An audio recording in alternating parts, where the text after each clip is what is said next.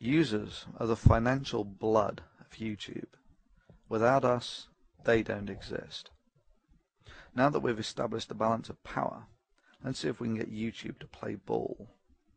I've tried half a dozen times to contact YouTube over vote-bot attacks and flagging campaigns that constantly seem to stream over this and other channels. Interestingly, the only time I ever saw a response from YouTube was over a phishing email I received from someone claiming to be a YouTube representative. They'd given their channel an official look by embedding a featured video from YouTube's official advertised channel. I messaged this about them and they corrected the problem within hours. Oh yeah, when YouTube deems something in their personal interests, they can act quick enough. Now I feel that YouTube is aware of the problem that this channel and others are facing. They have simply elected not to communicate or act as they don't deem it in their financial interests. However, without users, YouTube is nothing. Users are the lifeblood of YouTube. Collective action by users necessitates a response by YouTube. It has been my ongoing and lengthy experience that YouTube's help system is utterly ineffective and deliberately infuriating to use. It has become clear to me that YouTube not only reads messages sent to its advertised channel, but rapidly acts on them when it's in their best interests. This is, of course, essential to their financial existence of advertising revenue. They have to read these messages. Well, you don't have to be Einstein to figure out what the most effective strategy for the users is. If you're going to protest as a user, do it where it's effective.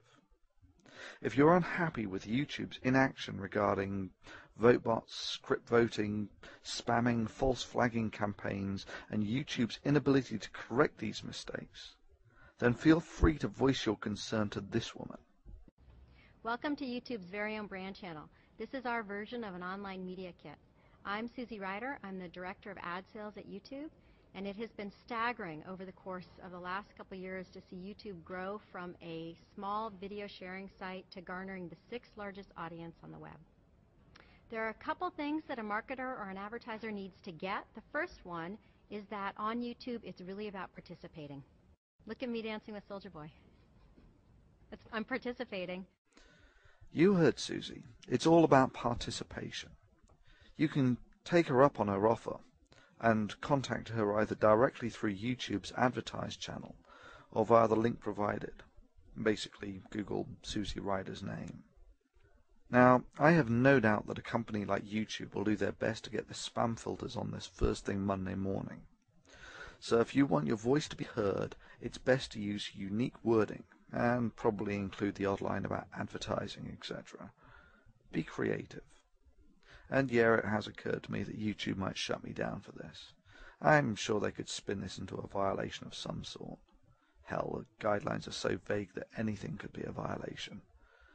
Well, anyway, that's for them to do the cost-benefit analysis on. For me, this is simply a calculated risk.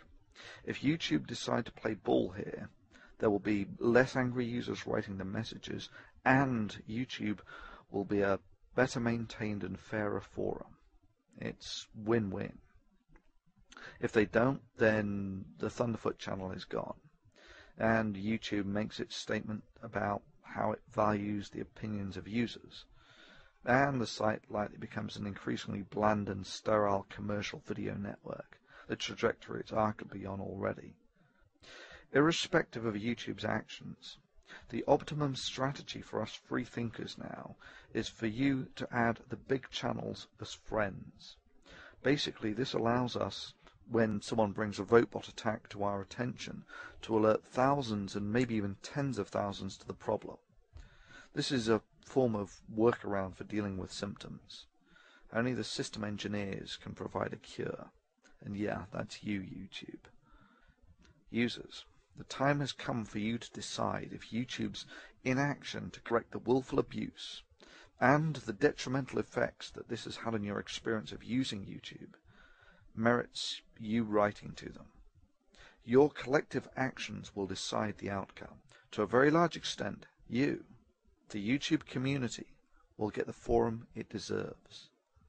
Success or failure now lie within the hands of the users.